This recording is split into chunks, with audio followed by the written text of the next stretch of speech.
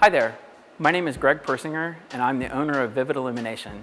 Over the years I've worked with hundreds of different churches and I picked up lots of tips and techniques along the way. I'd like to share some of those techniques with you in these Church Tech Talks.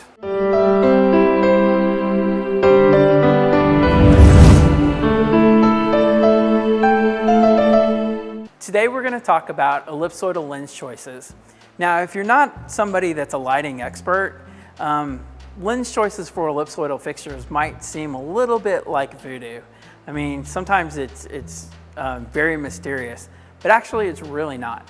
Today we're going to try to demystify ellipsoidal lens choices. So let's talk about the fixtures. So this is an ellipsoidal fixture.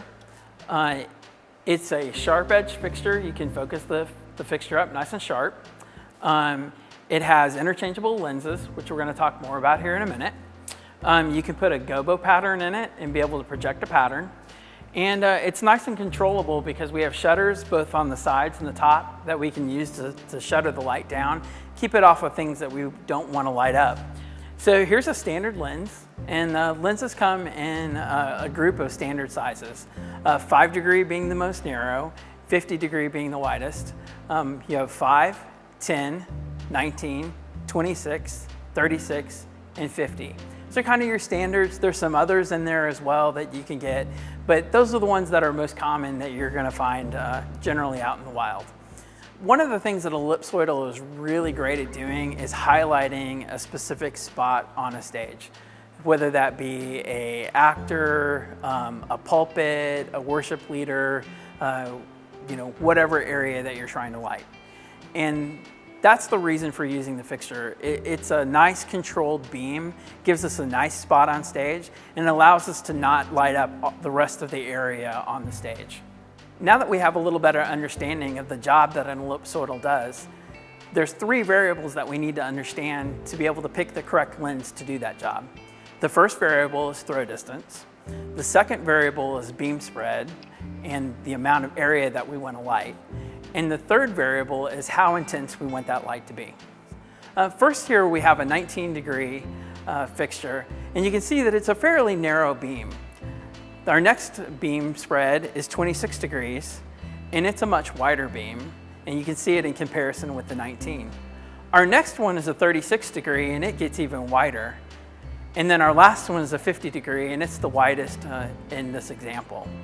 As you can see, your lens choice determines how wide the beam is going to spread and how much area that you're going to light.